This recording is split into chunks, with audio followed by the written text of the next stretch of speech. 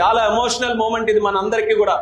ఉత్తరాంధ్రలో ఎప్పుడు ప్రాజెక్టులు మొదలు పెట్టడమే గానీ ఎప్పుడు పూర్తవుతాయో ఎవరికి తెలియదు అన్నట్టుగా ఉండింది. వాళ్ళందరికీ కూడా సమాధానం ఈ అల్లూరి సీతారామరాజు ఇంటర్నేషనల్ ఎయిర్పోర్ట్ అని తెలియజేసుకుంటున్నాను.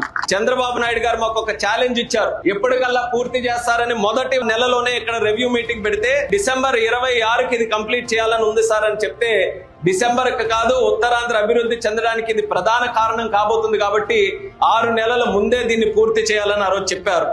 ఆయన ఇచ్చినటువంటి మాటని శాసనంగా తీసుకొని 6 నెలల ముందే పూర్తి చేయాలన్న ఆలోచనతో ఎంత ఫాస్ట్ గా ఈ ప్రాజెక్ట్ ని నడిపించామో మీ కళ్ళ ముందు మీరే అందరూ కూడా చూశారు.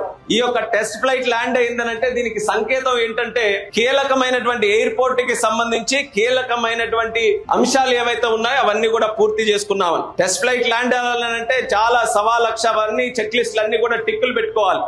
అవన్నీ జరిగితే గానీ ఫ్లైట్ ల్యాండ్ అవ్వడానికి ఇక్కడ లేదు. అది ల్యాండ్ అయిందనంటే ఒక రకంగా ప్రాజెక్టు లాస్ట్ దశలో అన్ని కూడా పూర్తి చేసుకునే సమయంలో ఉన్నామనే సంకేతం. ఏ ప్రాంతమైనా అభివృద్ధి చెందాలనంటే దానికి ప్రధానంగా కావాల్సినటువంటిది కనెక్టివిటీ.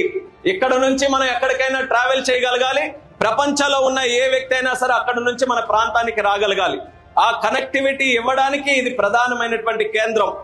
ఎయిర్పోర్ట్ తో మనకి ఇంటర్నేషనల్ కనెక్టివిటీ కూడా పెరుగుతుంది. ఎయిర్పోర్ట్ తో రియల్ ఎస్టేట్ పెరుగుతుంది. ఎయిర్పోర్ట్ తో ట్రేడ్ కార్గో పెరుగుతుంది. ఎయిర్పోర్ట్ తో అనేక డిపార్ట్మెంట్స్ వచ్చిన తర్వాత జాబ్ క్రియేషన్ పెరుగుతుంది. ఎయిర్పోర్ట్ తో వ్యవసాయానికి అనుసంధానం చేసుకొని వాళ్ళ తాలూకు ఉత్పత్తులు ప్రపంచానికి పంపించే విధంగా ఒక అవకాశం ఎయిర్పోర్ట్ ద్వారా కలుగుతుంది. ఇలా అనేక ఫీల్డ్స్ లో ట్రాన్స్పోర్ట్ గానీ ముఖ్యంగా టూరిజం గానీ ఈ అన్ని ఫీల్డ్స్ లో ఒక్క ఎయిర్పోర్ట్ అని అంటే ఈ రోజు 2,000 ఎకరాల్లో ఉన్నటువంటి ఇన్ఫ్రాస్ట్రక్చర్ కాదు. ఈ యొక్క ఇన్ఫ్రాస్ట్రక్చర్ ద్వారా ఈ విశాఖపట్నం ఎకనామిక్ రీజన్ అంతా కూడా బలపడడానికి ఒక బ్రహ్మాండమైనటువంటి అవకాశం.